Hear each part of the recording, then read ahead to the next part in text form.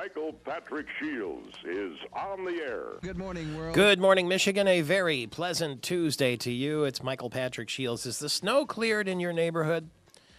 I'd like to hear about it if it's not. 888-900-9966, wherever you may be in the state. 888-900-9966. There are some people saying, I know why the snow is not cleared. It's because the budget cuts.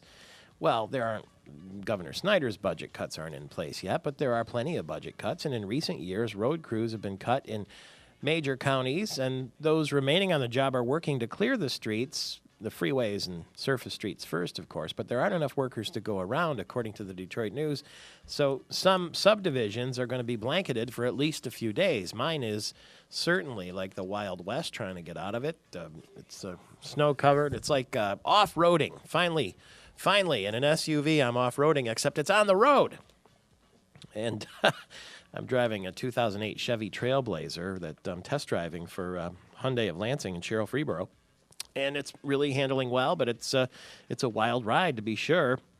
It's parked right out in front of our Gillespie Group storefront studio here. It's black on the exterior and black on the interior, and it's nice. And it's less than the Blue Book value, only $18,795. If you're interested in picking that beauty up for yourself. But the point of the matter is, what if you have a little car? What if you have a smart car?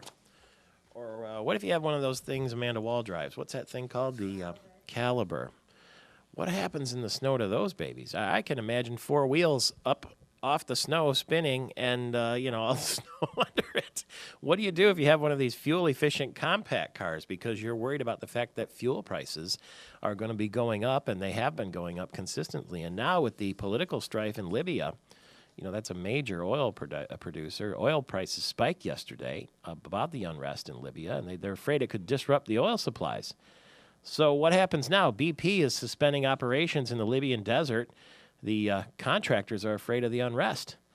So gas prices are rising. But anyway, how do these little cars do against the snow? Not too good in this case. Michigan State University basketball coach and Idong Ibak, who is injured, a center on the team, got out to help a lady who was stuck in the snow at Michigan State University.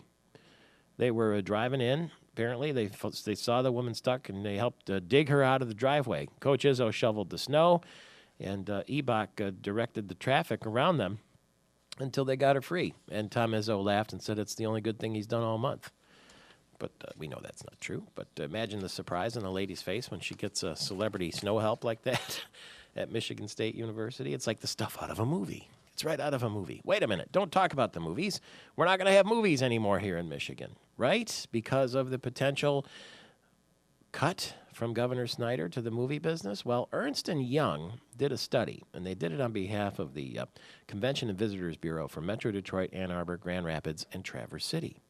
And they showed in this study, Ernst & Young, that Michigan reaps in $6 in revenue for every dollar spent by the state's film tax. Now, that is completely different than the Senate Fiscal Agency study that showed that we were spending a huge amount of money. We were paying twice as much as we were getting in revenue. So who do you believe? Governor Snyder announced, last week that he plans to eliminate the film tax and top off the incentives at $25 million over the next 2 years, which has sent the movie makers heading for the exits. We were supposed to get the new Iron Man movie, and they've already pulled out, apparently. And so see what happens. But anyway, there's some varying stats. And if you like the governor's budget or you don't, you're going to have a chance to voice your opinions today right on the Capitol lawn at 9 o'clock, just down the street from where we're broadcasting in our Gillespie Group storefront studio. Union members are going to be there speaking against the legislation. There's going to be a Tea Party group saying that it's great. I'm curious to see how many people will show up because the weather is so bad. It's not going to be like Wisconsin here, is it? But it'll be right down the street, so we will have reporters just 2 blocks away letting us know when the crowd starts building at around 8:30, and we'll let you know what the scene is going to be like at the state capitol today as there are proposed rallies for and against Governor Snyder's budget. And we spoke with Governor Snyder yesterday. You'll get to hear and see that interview in just a couple minutes. Stay tuned for that. It's a Grand Traverse Tuesday, by the way, brought to you by the Traverse City Convention and Visitors Bureau. They are encouraging you to visit and spend a little time in Pure, Michigan. You can get the details at traversecity.com. They have all kinds of events coming up, including Restaurant Week. And I didn't know this. Bon Appetit magazine named Traverse City as one of the top 5 foodie towns in the country. You know, foodies are people who love to cook and they love the restaurants and the celebrity chefs and all that stuff. Well, we're in the top 5. And so on Restaurant Week, you can go to some of Traverse City's great restaurants, get a 3-course meal from the chef for only $25. So it's a great chance to check it out and see how it goes and, you know, see what the place is like, and you might want to make a visit back. But there you go. It's traversity.com if you want to plan ahead for all of that. Down in Detroit, though, police said a delivery driver, a pizza man, shot and killed a man who was trying to rob him. The driver had a license to carry a concealed weapon, shot his assailant when the suspect pulled a handgun. Police said 2 others have been arrested, too. The investigation is continuing. No names have been released. But can you imagine that? Someone tried to rob the pizza man, and he's packing heat, and that's that.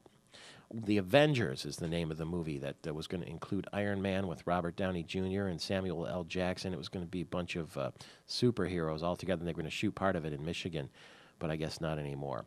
A man has been arrested in Muskegon County for trying to abduct 2 girls in Fruitport. The suspect is a 52-year-old man who is accused of ramming another car that showed up to take the girls home. The Fruitport police said the suspect was furious when another driver stopped to help the teenagers escape. That's a scary stuff there. His name is being withheld until the arraignment, but he said even in Fruitport, you have to be careful about things like that. Oh, this is scary, too. Black bears are migrating into southern Michigan. The state's population is surging. Biologists are stepping up efforts to trace their movements and prevent unwanted encounters with people, Gary Austin. You know, it's all cute and fun when you look out the window and you see a couple of deer frolicking in the snow. What if it's a black bear looking back in the window? And reports say they tend to be younger males that have been chased off by older males looking for territory. So they go to areas where they don't have competition. And they're following the fruit belt, all those orchards down the west side of the state. They get hungry, you know, they're going to be looking. Yeah. So the population now of bears is about 11,000. And they get reports, 10 to 30 reports a year of bears in southern counties every year. They've been spotted from Flint to Ionia and Jackson County, too.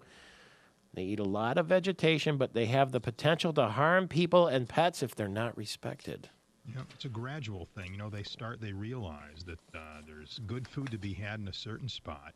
And, you know, they have a way of communicating with one another. I don't know how they do it, but word gets around among these bears, and they say, hey, let's head over there, a little more populated, a little closer to people, but there's good food, and off they go. Watch and out. there's certainly reason for concern, obviously. Here they could be a bear. NASA, they're going to have a space shuttle launch this week. No technical problems at the moment, and 80% go, the final flight for Discovery. That'll be retired once it returns from the mission. They're going to go to the International Space Station. This is at 4:50 Eastern Time on Thursday. It's not the last space shuttle launch, but the last one for Discovery, that version, that model of the space shuttle, and they will send it in mothballs. Usually, I think they're going to end up in museums across the country or that sort of thing, but it's the last time Discovery will clear the pad, and that will be Thursday at 4:50. You know, Grand Rapids school officials, Gary, are upset about the difficult choices they're going to have to make in the next school year. They're looking at a $25 million budget gap if those funding cuts proposed by Governor Snyder come through. And the per-student cuts are going to be lumped in with the loss of special state funding for urban schools, salary increases, and a decline in enrollment.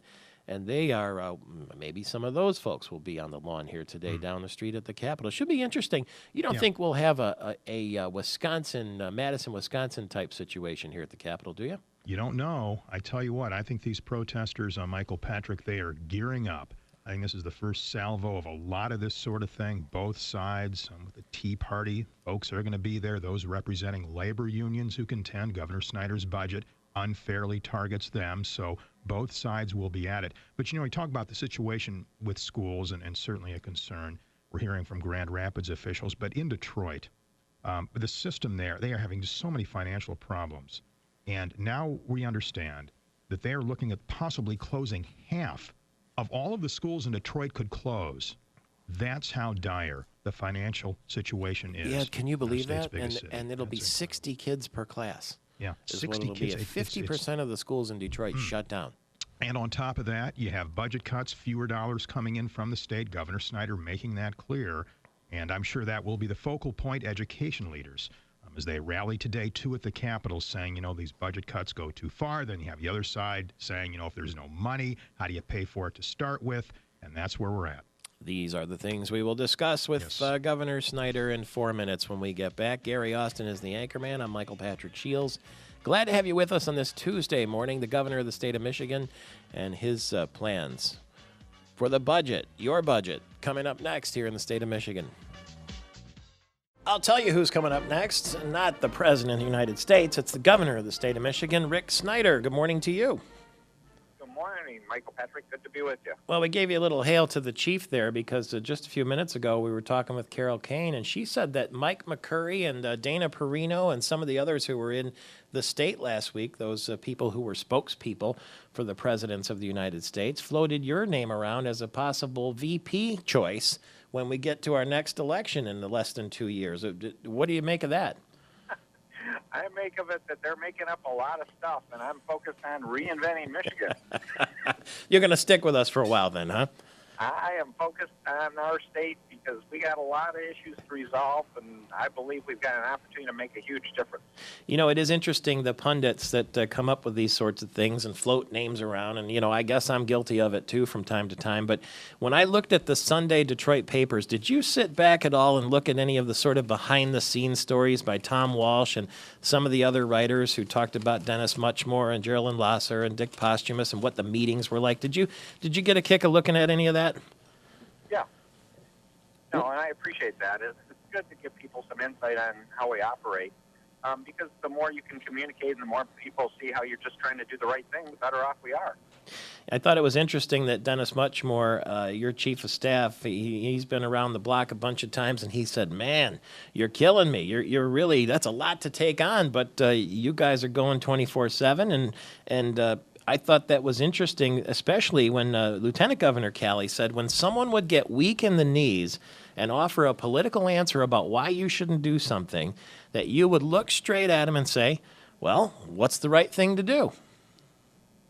Well, that's a good summary because that's basically what happened. Because if you look at it, Michael Patrick, a lot of times people look at the past as their guidepost. And we have a broken past from our budget tax side. We've got over $47 billion of obligations we've racked up on essentially our credit card over the last few years, last couple decades. And it's time to step up and say, let's stop living in the past and let's start planning for the future. And it can be a bright future as long as we recalibrate and just do it together. You've decided to work for $1 this year. That's something that you hadn't committed to earlier. Why did you decide to do that now? Well, when you talk about shared sacrifice, it's important that we all talk about the sacrifices we're making. So the most challenging part was going home and making sure Sue understood she got 50 cents. That's not easy. No, that wasn't easy, believe me. No more trips to what's the mall there in Ann Arbor along 94 there, Briarwood, Yeah, right? Briarwood, No more trips to Briarwood. Speaking of Ann Arbor and your neighbors, Jeff Daniels there in Chelsea. We know him, we love him. He's on the MEDC commercials. He's an acclaimed actor.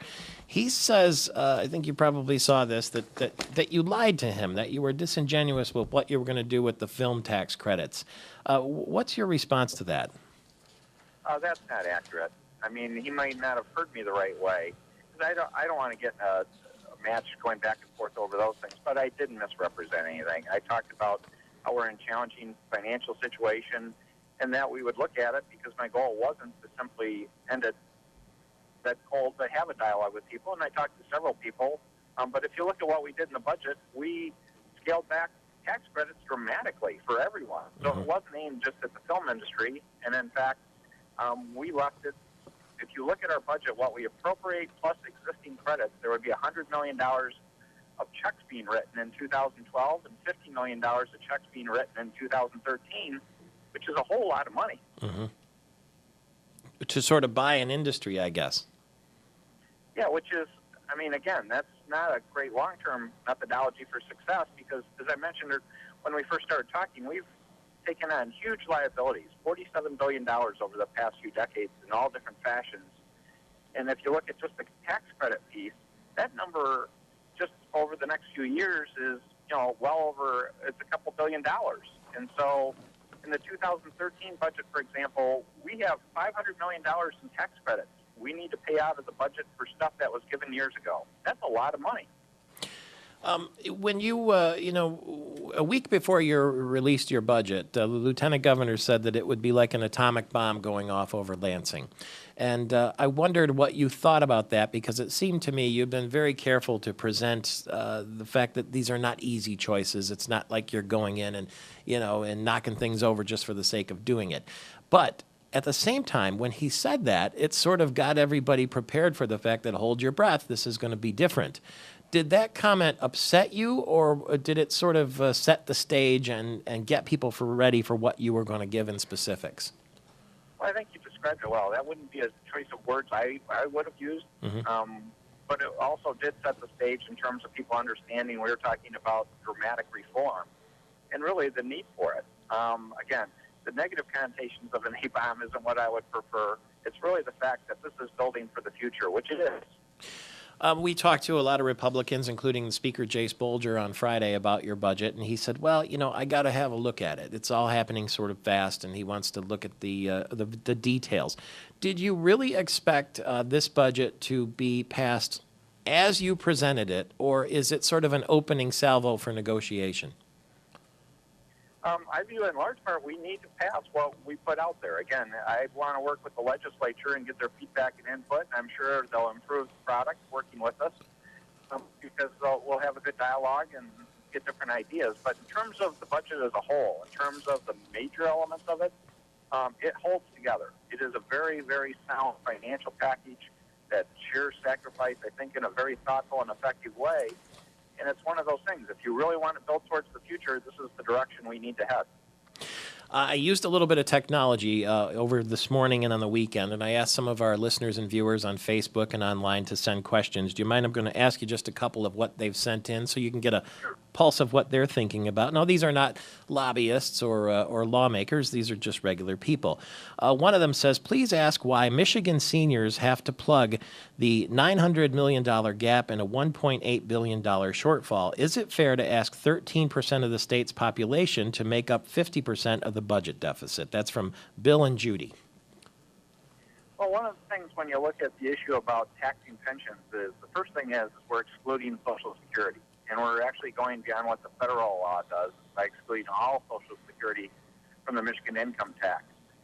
But then you look at the situation across the country. We're only one of 4 states that have an income tax that don't tax pensions. And then you ask the question long term, there's a lot of people already working that are seniors, that are paying that tax, that are paying the 4% tax or so. And isn't it fair that we all come together and share equally in this in some fashion?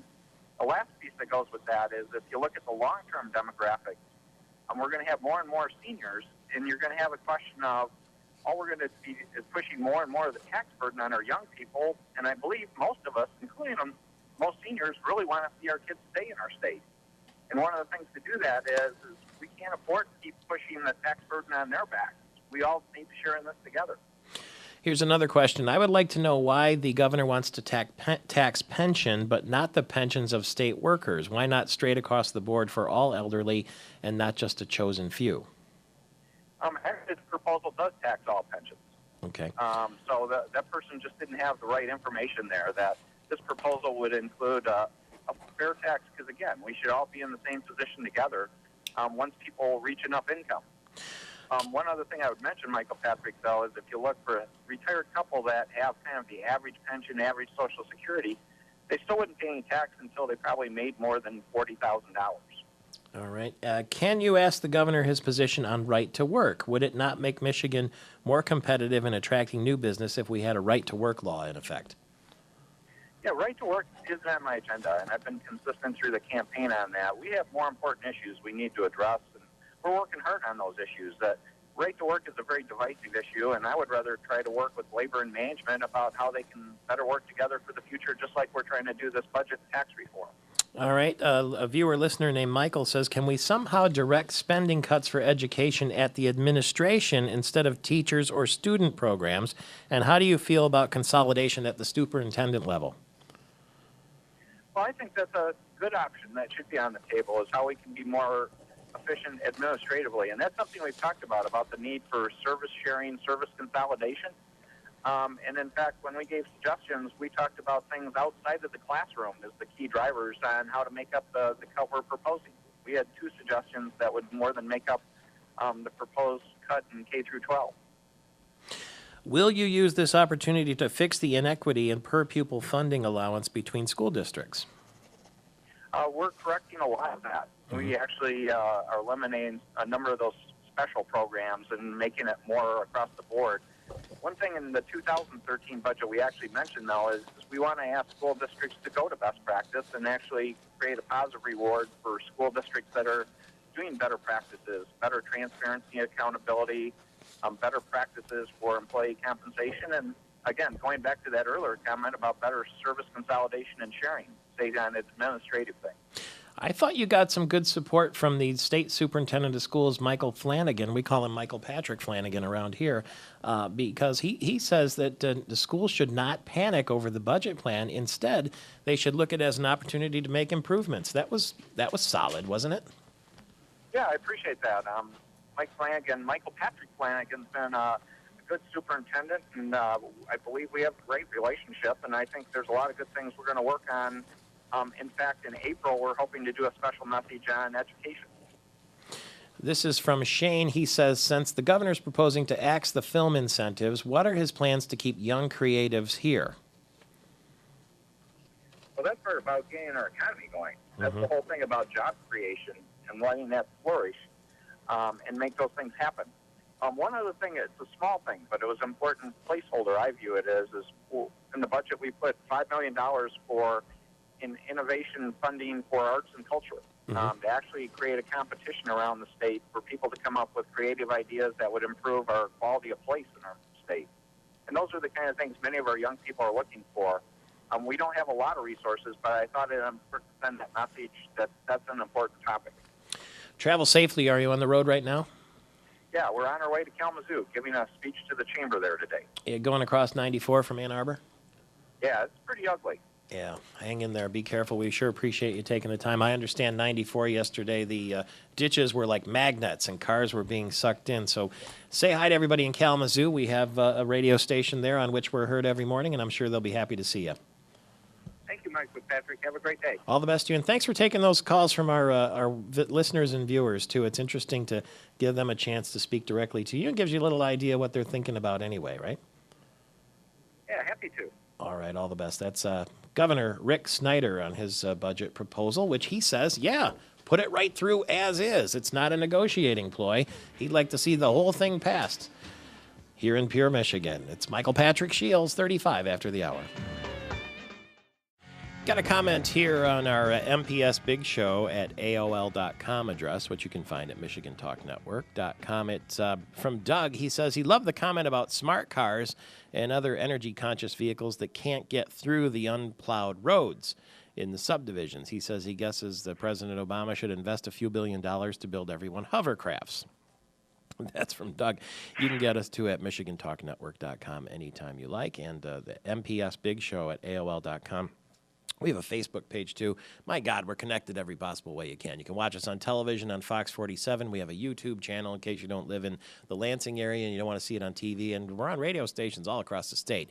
And it is a Grand Traverse Tuesday brought to you by the Traverse City Visitors and Convention Bureau. We'll be joined by Wayne Schmidt, the state representative, Republican from Traverse City, coming up shortly. Frank Foster will be with him, too, a Republican from Pellston, as we make our way through this Thursday morning. Jill Alper is with us, the principal with the Dewey Square Group. She writes a column, Politically Speaking, where she goes up against John Truscott, our old buddy, every week in the Detroit Free Press. But right now, we want to draw on her expertise as somebody who was a close advisor to Governor Granholm and find out what Jill thinks about the governor's budget proposal. Good morning to you.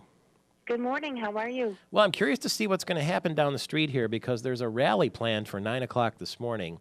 And it wouldn't be for the faint of heart in this weather to go out in front of the Capitol, right a couple blocks from us. But apparently they've made, there's going to be one side of the rally is going to be in favor of the governor's budget cuts, and the other side is going to be against. There'll be some union involvement and that sort of thing. I don't know what kind of crowd will show up. I don't expect it to be like Madison, Wisconsin. But if you were standing on the lawn near the office where you used to work with Governor Granholm, which side of the lawn would you be standing on, the for the budget cuts or the against? Well, I would be against the budget cuts, and I think that Governor Snyder deserves some credit for being bold. That's what he said he would be. And while there are some elements that are a part of his budget I would support, overall I have concerns about it because I don't think it makes the kinds of investments in people that we need to transform our state, and that's what he said he would be about. Well, I asked him on the program if this was sort of an opening salvo or if he could push the button and pass the budget as is, would it hold up? And he said, yeah, this budget will work for us. And I did speak also to the Speaker of the House, the Republican Jace Bolger, on Friday, and I said, would you push the button, if you could, to fully implement all the proposed budget changes? And he said, well, I'm not quite ready to do that yet. I have to have a closer look at it.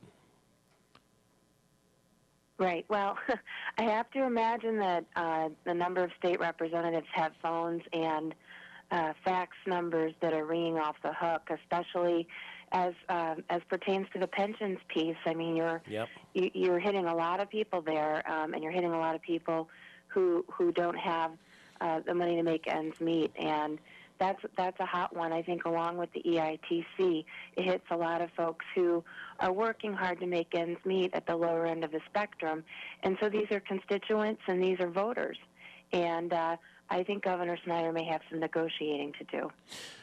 That's likely to happen, I would think, wouldn't you? Oh, yeah. Oh, yeah. What's your reaction to the news that we're talking about as many as 50% of the Detroit schools closing down, class sizes swelling up to 60 pupils per class? I mean, we've got people across the state in Traverse City and Petoskey and Grand Rapids, Mount Pleasant, looking at that and gasping. Right. Well, look, I think that folks have already seen some small increases incrementally over the years here, and now the cuts to schools are so large that you could have huge numbers of people in a class. And I think what's key here, back to the question, is this budget transformational? Are we going to be able to educate people, young people, send kids to college, and build the workforce that's going to make companies want to invest here? I mean, that's really the bottom line. We don't just need jobs; we need whole new industries. And if we're gonna build whole new industries, we need people who are capable of doing work in those industries. And so I think this budget wasn't necessarily to be just an exercise in accounting. It was to be an exercise in making things work during lean times, but moving Michigan forward for the future. Dennis Muchmore, the governor's chief of staff, was quoted in a story in the paper this weekend as saying, whoa, Governor, that's a lot to take on.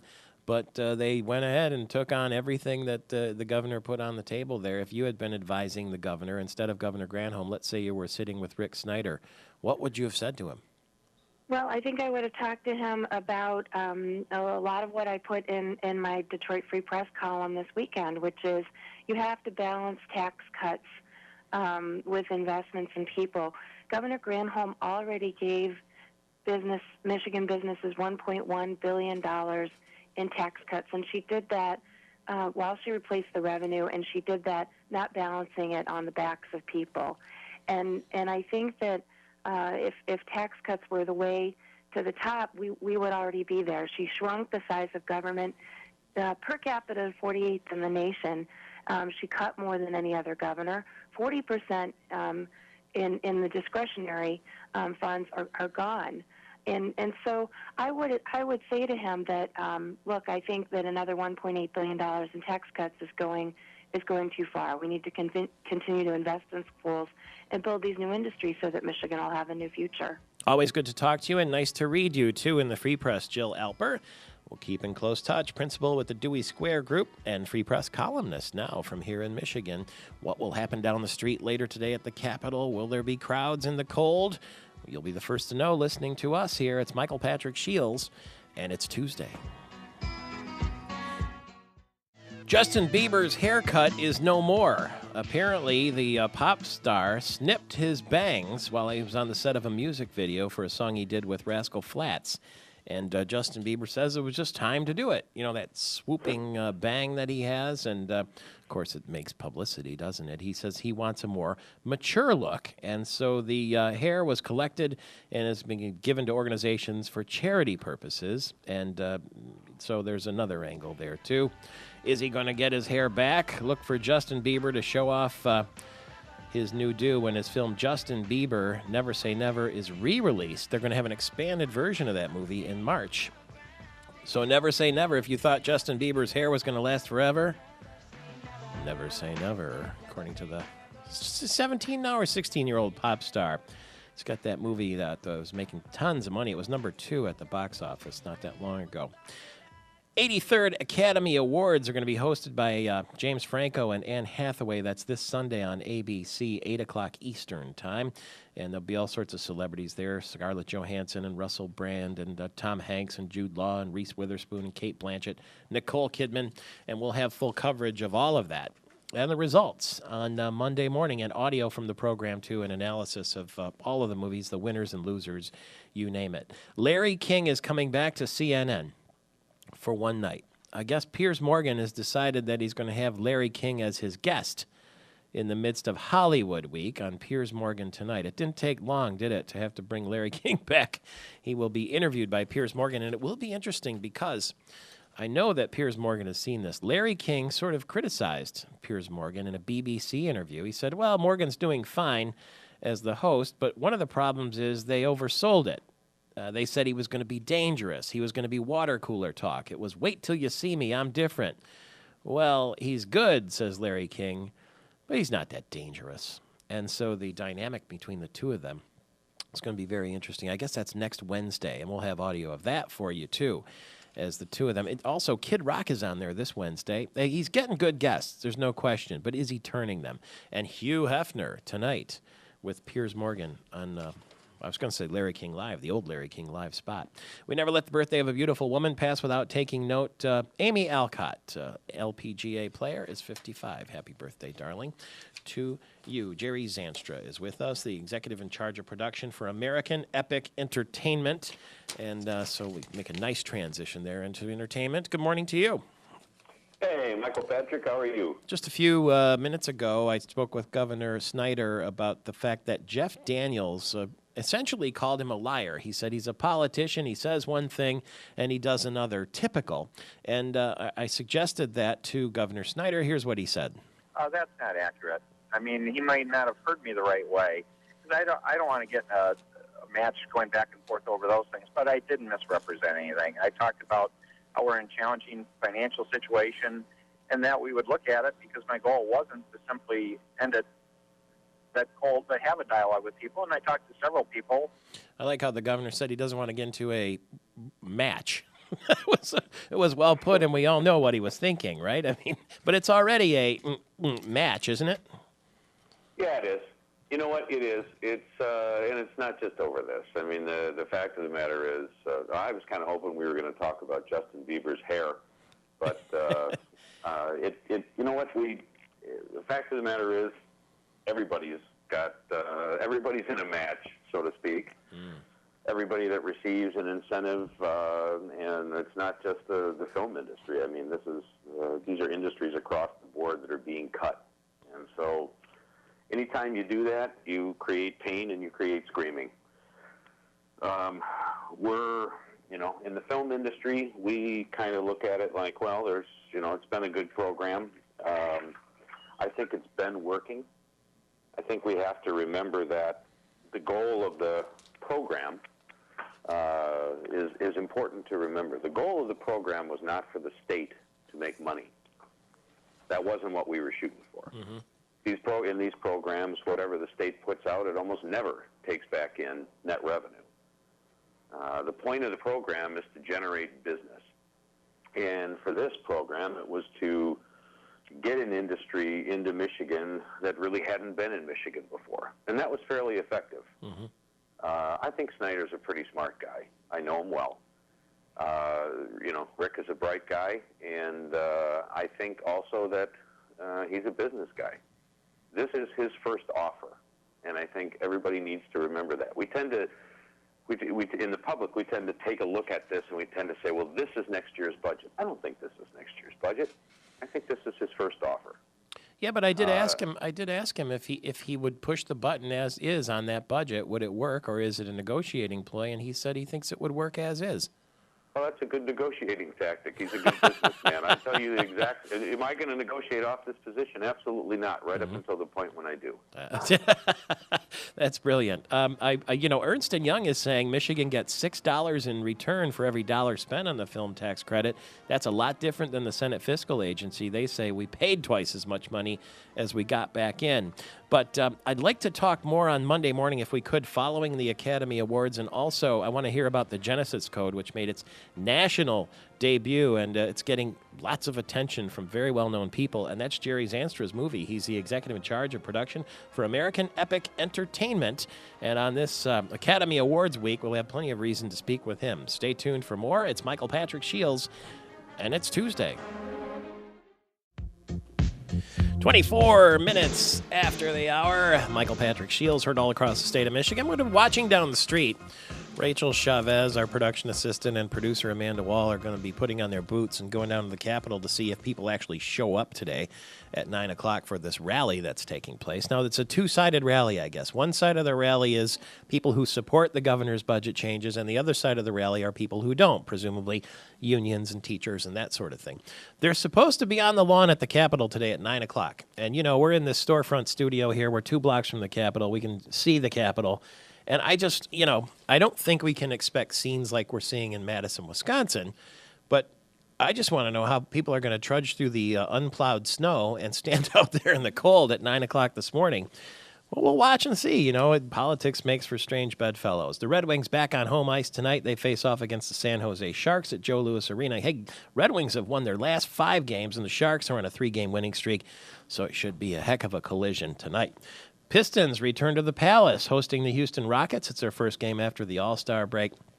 They ended the first half of the season 21-36, and aren't they just kind of waiting for Tom Gores to pump some life into that team, the Michigan State graduate, the Flint native, who looks like he's just about become the new owner.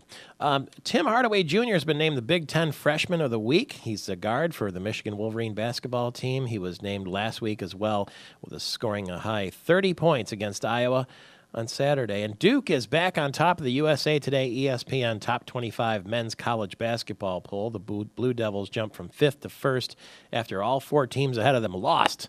And getting closer and closer to tournament time.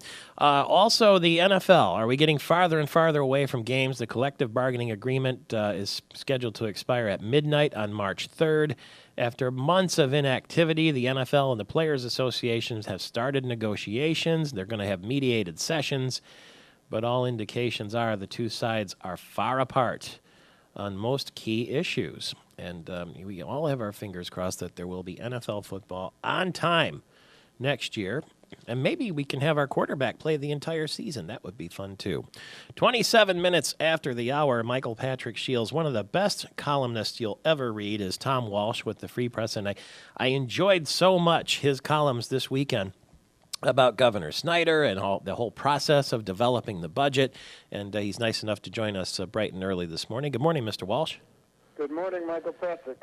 I spoke to the governor on the air, and I asked him, did you sit back with the Sunday paper and read Tom Walsh's column? Do you enjoy all the coverage of, your administration and the budget process? And he said, in fact, that he did, and he liked the fact that you put so much, that you let people in on how it all worked, and you put some transparency into the process, and he thought that was pretty cool. Nice to know you've got a leader in the governor's office, eh? Well, that's good. He didn't quibble with any of the facts, eh? No, he didn't. He said he said it was a very good picture of how it all worked. When we talk about people like the Chief of Staff, Dennis Muchmore, and Geraldine Lasser, and Dick Posthumus, and everybody showing up at the meetings on time, and that when somebody would say, Governor, it's not politically smart to do that he would stare him in the face and say, what's the right thing to do? Can you tell us in your own words, I know you already have in the Free Press, but how did this all work, and how did you get such inside access to what was going on? Well, I think he decided from the get-go that he was going to try to lead a revolution here in terms of really how government ran, and you can say a lot of that on the campaign trail, and everybody says, okay, let's see if he walks the walk, and really the manifesto for this change was going to be the budget, and that first budget. So from day one, it was all about the budget in Lansing. And the minute John Nixon, his new budget director, hit the ground from Utah, they were jamming in the conference room in the Romney Building there, at least 2 hours a day, every afternoon. Sometimes another 2-hour meeting, sometimes late into the night, and it's a small core group with a lot of department by department people. That one day they'd go in and they'd do the state police. Another day they'd go in and they'd do human services. And the people would come in, and the old hands would kind of say, "Okay, we got to bring the new guy up to speed." And then they got in the room and realized, holy cow, he'd really done his reading the night before, and he's asking really deep questions. And they're going, holy cow, this guy's way beyond up to speed. It was pretty much his show. So I was surprised that they were as willing to talk. His inner circle was as willing to talk on the record, because a lot of times you get some of this backstory, and they'll say, "Oh, this is background only." But when I talked to Dennis Muchmore, he said, "Well, I don't think I said anything that'll get me fired so far, but we'll see." and Brian Calley was very generous with his time and quite frank, and so were some of the others. You went into so much detail. This is what I enjoyed. It was if you were sitting in the room, and I wondered if sometime you were, because you talk about the kind of water glass that Geraldine Lasher brings with her, a Michigan State Tom Izzo water glass, and Dennis Muchmore had a Coke or a Pepsi. You went into that kind of detail, and for political junkies, we love that kind of stuff. Well, exactly. You want to try to bring readers, if you can, into the room with you, or into the lunch, into the conversation, because you and I get to meet a lot of people that most people don't, and to the extent that we can share that in detail, we try to do that. There were some things that people wouldn't talk about. I referenced this late in the column, but I said, okay, so whose idea was this? Who was pushing the pension tax exemptions the hardest, or who was pushing the film tax the hardest? And they all would kind of say, first of all, there's a no credit rule among the inner circle, saying individual people are not taking credit for anything. This is a team thing, and nobody wants to be perceived as pressing their own personal agenda. So they're a little reluctant to talk about that, although it was clear that John Nixon brought some special expertise on budgetary things. He's a real Medicaid expert and some of that. But by and large, the other thing that came through loud and clear was that the leader of this pack is the governor himself. Yeah, that's what is probably the most revealing part in the column, is that, as you said, people said, well, I'm going to go in there and teach this neophyte something before he goes too far, and then they would be surprised that he knew everything and that he was beyond up to speed. And the fact that he asked the most questions to the governor of anybody in the room. That's what you have Dennis Muchmore quoted as saying, that he's intensely interested and driven. Absolutely. He wants, he brings that accountant's and business person's background. A good CEO of any company will do the same thing. They don't necessarily come in and just turn the apple cart upside down. They ask a lot of questions first. If there's a corollary in the private sector, I think the guy front and center now these days is Alan Mulally at Ford, and when Alan came in, Ford was pretty broken. Bill Ford himself went out and recruited his own successor, and Mulally came in, and he didn't fire everybody. He didn't create a whole new executive team. He pretty much worked with the folks that were there, but he got them in a room once a week every Thursday, and really had them go down and justify everything they were doing. Okay, why are we doing that? Why are we doing it this way? Kind of the Socratic method, I guess. You also say in the column that if anybody got weak-kneed, or if an aide dwelled too long on the political implications of a decision, the governor would say, hey, you signed up for this trip. Let's go. Do you get the sense that the Governor Snyder doesn't even care if he's reelected at this stage? He's not even thinking about that, is he? People say that. I don't know. Everybody has an ego. Everybody likes to be liked, I think, in the end. Although maybe John Engler didn't like to be liked. I don't know. He didn't seem to care. fair. And I mean, he had an agenda too, and was pretty steadfast in prosecuting it. I think we'll find out pretty soon, because the pension tax stuff with the senior citizens, I'm getting a lot of feedback, and I'm sure the governor is. The film credit thing is a smaller thing with a smaller group of very passionate advocates, but they're out there fighting pretty hard and squealing pretty loud. So we'll see what kind of resolve he has going forward. I'm particularly interested in the film credits because prior to the campaign, when the Pure Michigan folks were saying, "Oh, you can't cut the Pure Michigan budget. It's wonderful," Snyder was supportive of them and said, "I'm supportive because they've really shown with the numbers that this thing returns value for the amount of money that you spend on it." Now, the film credit people have a lot of numbers, and they're very passionate, and Snyder, I think, thought he was treading a middle ground by giving them $25 million in addition to the credits that were already on the books for this year. But I think the people who are behind the film credits, and rightfully so, kind of realize it's an all or nothing game. You either got to have the best credits in the country, or they're heading for the exits. Or it's not going to happen. And it's a tough week for that, too, with the Academy Awards on Sunday. There's a lot of talk about the movies. And thank you for taking us inside the negotiations that took place between the governor and his top advisors. That's Tom Walsh in the Detroit Free Press. And I know I'll see you soon. I greatly appreciate the time this morning. 35 after the hour. 20 minutes before the hour, Michael Patrick Shields on a Tuesday morning. You having a tough time getting out of your neighborhood this morning because the snow hasn't been plowed? Well, it's they're doing the best they can on the freeways and the surface streets. It's the neighborhoods and the subdivisions, as I understand it, that are going to get it last. And in some cases, they just don't have enough people to do the job because it's been tough times economically, and some of those people who would have plowed it before aren't there anymore. So, going to have to be a little bit patient in this regard. I've been very curious to see. Have you ever read the Drudge Report? Well, the Drudge Report compiles news stories from all around the world, really. And they were talking about the fact that Michelle Obama, the First Lady, was in Vail skiing with her kids. The president wasn't there. She'd taken the kids on a little ski trip, with a lot of people did. Whether they went to northern Michigan because it was President's Day weekend. Those are big weekends for Crystal Mountain and Boyne and so forth.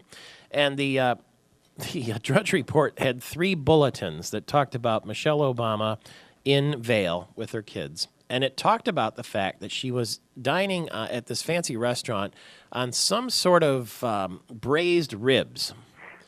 And then it gave the calorie count and the fat content for that dish, and it was pretty high. It was 1,400 calories or something like that.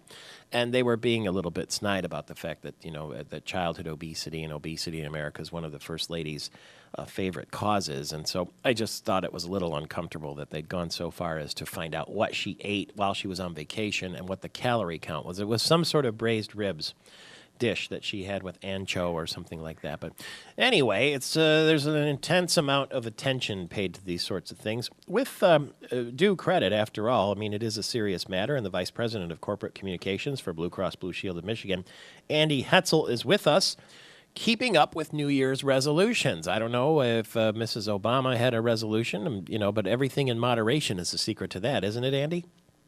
It is. Everything in moderation, and keep up with your routines and your rituals. And how are you doing on yours, Michael? You know what? It's funny that you ask, because I am right-handed, but I'm wearing my wristwatch on my right hand, and I started that this weekend. And That's people fascinating. people say, why are you doing that?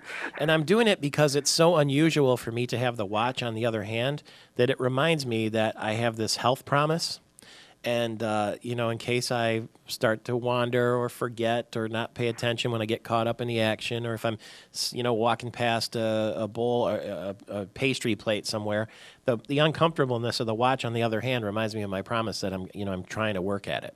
Do you think that makes any sense? Better than snapping yourself with a rubber band.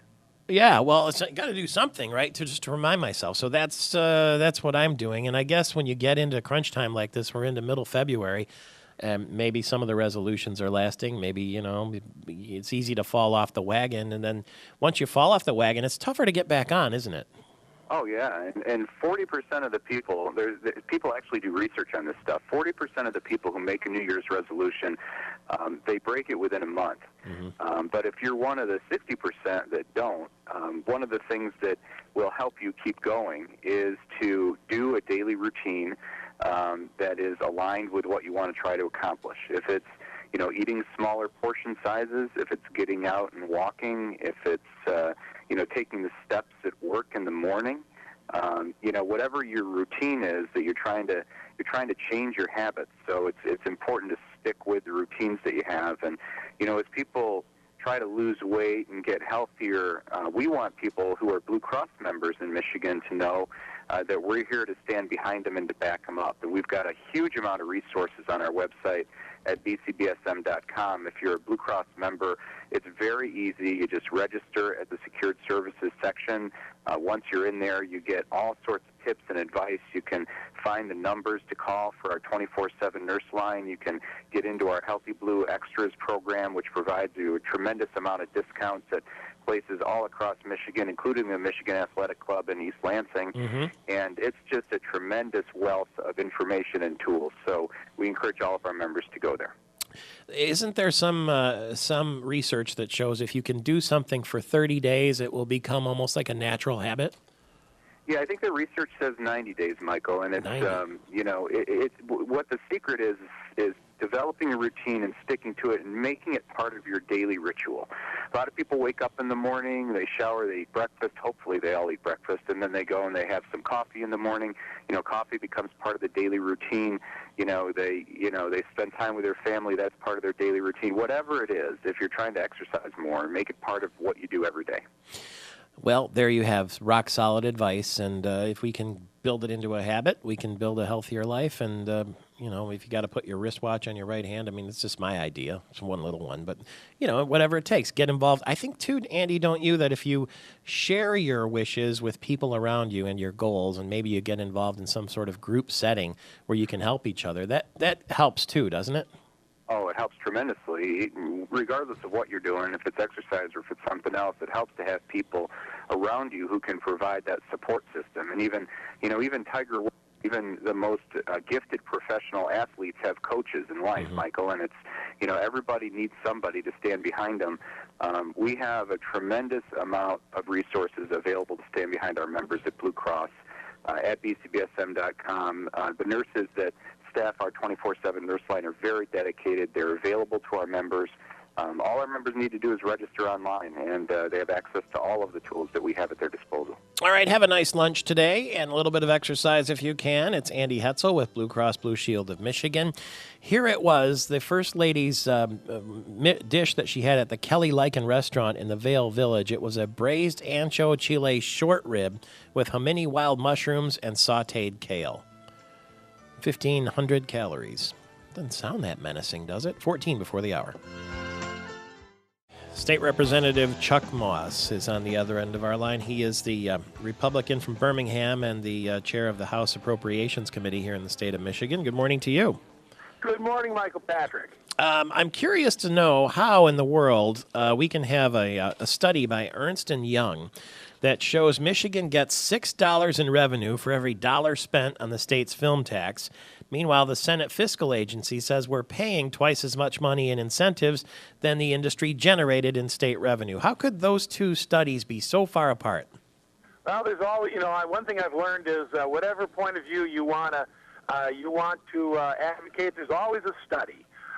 You know, I don't know whether or not the Ernst & Young figures are right. I think they're the ones that have been put forward by the advocates to keep the film credits. Once again, you know, a good lawyer isn't going to tell you the other side of the story. He's not going to tell you why his client's guilty. I appreciate the advocacy that's going on, but I guess another question is why the film industry? I mean, that, you know, they're going to have to make their case, but why do they get to have a subsidy? Maybe there's another industry out there that would bring you back 10 to 1. Why does do all the other businesses have to kick in so the film industry can get subsidies? I guess that's kind of the question. We're going to have a lot of hearings, tax policy, and there's going to be a lot of sort of process to look into this and see whether or not they do justify the investment.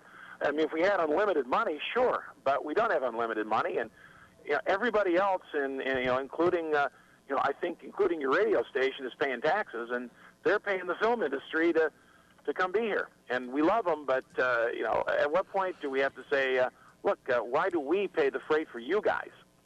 Which one of the governor's budget proposal ideas is going to be the toughest to make fly? Oh, they're all tough. There's stuff in there for everyone to not like. But your problem here is that we've run out of other people's money. I think Margaret Thatcher said, socialism's great until you eventually run out of other people's money to spend. Well, we've run out of other people's money, and they're all tough. Film credits in my district are really big. Mm-hmm. We've got a lot of people that are in that industry. We've got a lot of people who are tied to, and they just like movies and as well. And that's a tough one. They're all going to be tough. And at this point, the governor says they kind of all hang together. And I learned one thing at Oakland County is that if you let one guy have a pass, everybody comes at you and wants a pass too. Mm-hmm. Closer to Birmingham and Detroit, the nation is watching this possibility that 50% of the schools could close down. Class sizes could swell to 60 pupils per classroom. Is that really going to happen? Well, the city of Detroit, the Detroit public schools have been in a state of collapse for years and years and years, and they put off decisions. They have buildings that are 100 years old. When Mr. Bob got in, he found that the system was riddled with corruption and thievery, almost top to bottom. They've been hemorrhaging students, the problem here is that how do we deliver education to the kids of the city of Detroit, who deserve an education just as much as anyone else in the state, and in some ways, some of them may even need it even more to be able to get out. But all that we've seen for years, and I remember when Adamany took over the system, when the state took it over and tried to kind of reform it back in the days of John Engler. And I remember Adamany telling us that system is being run for the benefit of the political class, the vendors, and the unions. And the kids are just incidental. And how do you resize a district that is basically in collapse? It's not that they're in distress. I think they're almost in collapse. Well, as I said, the nation is watching that decision, and the nation is watching the activity there in Wisconsin, too. I just wonder, philosophically, what is your opinion of state senators leaving the state in order to not have to vote? Well, I consider that AWOL. Yeah. There's a lot of stuff that happened that I don't like, and things that I want to vote on and I don't like, and I'm going to vote no. But you got to be on the job. You got to show up. I don't know what they do in Michigan. It's not like they can run away to Ohio, because anybody could run away to Ohio, because they're doing the same thing Wisconsin is doing. And Indiana's a right-to-work state, and if you want to go to Ontario, you got to cross Matty Maroon's Bridge. So there's that's out too. But seriously, Michael Patrick, the thing is that what we've seen in Wisconsin is absolutely irresponsible conduct. They just don't have the money. And you have people making illegal strikes. You have teachers who are walking off the job. They're going AWOL out of their classrooms and leaving the kids without instruction. You have doctors who are breaking the law, handing out phony certificates of need. And it's really put it into relief what that battle's all about.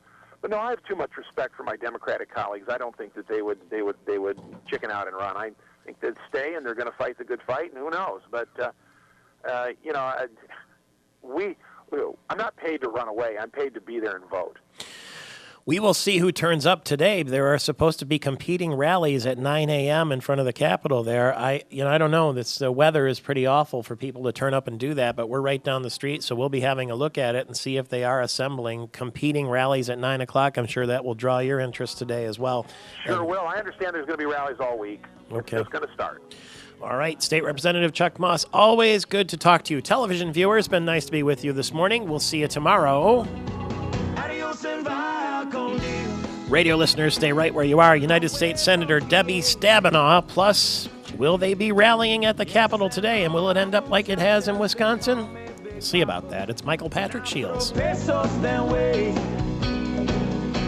Nelson via Conil's.